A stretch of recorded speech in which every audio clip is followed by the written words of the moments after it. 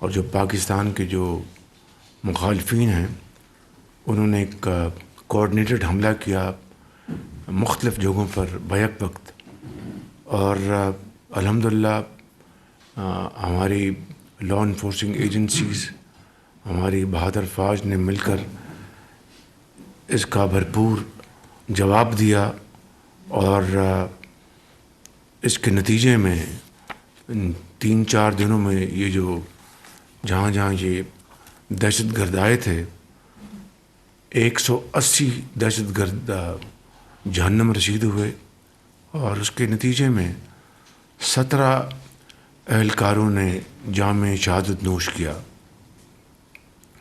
اسی طرح 31 شہری وہ شہید ہوئے، جن میں گوادر میں آپ دیکھیں کہ کتنا دل خراش واقعہ ہوا کہ 5 خواتین اور بچوں کو بھی انہوں نے شہید کیا۔ یعنی اندازہ کر لیں کہ یہ اتنے پتھر دل، یہ انسان نہیں ہیں بالکل۔ ہم تمام شہداء کے لیے ہم ہاتھ اٹھائیں اور جو زخمی ہیں ان کے لیے دعا فرمائیں۔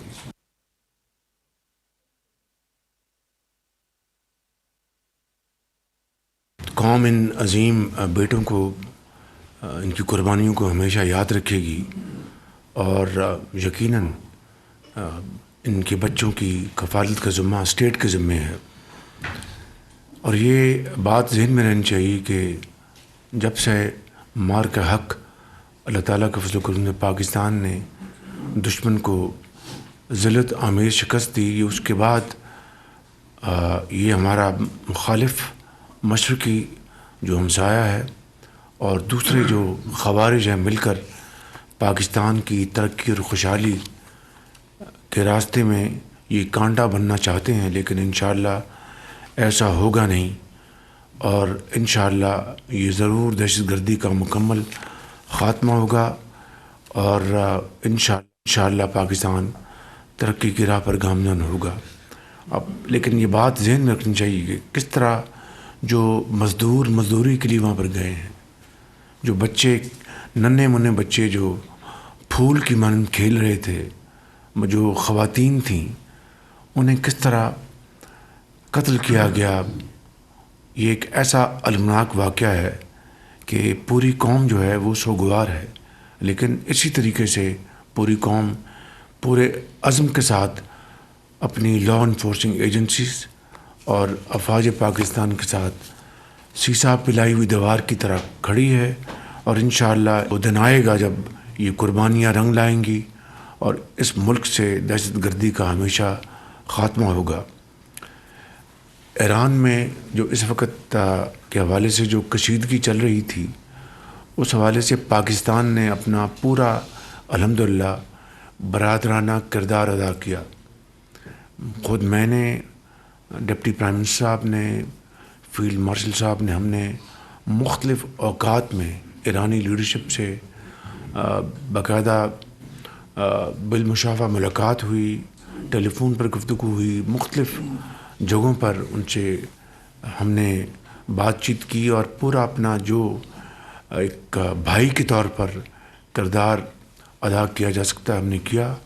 اس میں یقیناً قطر، ترکیہ، مصر، عمان، سعودی عرب، یہ تمام جو اسلامی ممالک میں شامل ہیں، اور پوری کوشش ہے کہ ایک ایسا بات چیت کے ذریعے راستہ نکل آئے جس سے کہ خطے میں جو خطرات جو منڈلا رہے ہیں وہ ختم ہو جائیں، اور خطے میں دیر پا امن قائم ہو جائے۔ 5 فروری یوم یکجہتی کشمیر، پوری قوم کشمیریوں کے ساتھ ان کی جو عظیم تحریکیں ہیں، ان کی جو قربانیاں ہیں، اس کے ساتھ مکمل طور پر پشاور سے لے کے کراچی تک اظہار یکجہتی کرے گی، اور مختلف شہروں میں اپنا اپنا طریقے سے وہ کشمیریوں کے ساتھ پاکستان کی جو والہانہ جو وابستگی ہے اس کا اظہار کریں گے۔ اور میں خود بھی انشاءاللہ اپنے ساتھیوں کے ساتھ کل جاؤں گا وہاں پر انشاءاللہ آزاد کشمیر، اور وہاں پر ان کو ہم ایک پوری قوم کی طرف سے ایک بھرپور یکجہتی کا ہم پیغام دیں گے۔ پرسوں میرے پاس تشریف لائے تھے چیف منسٹر کے پی،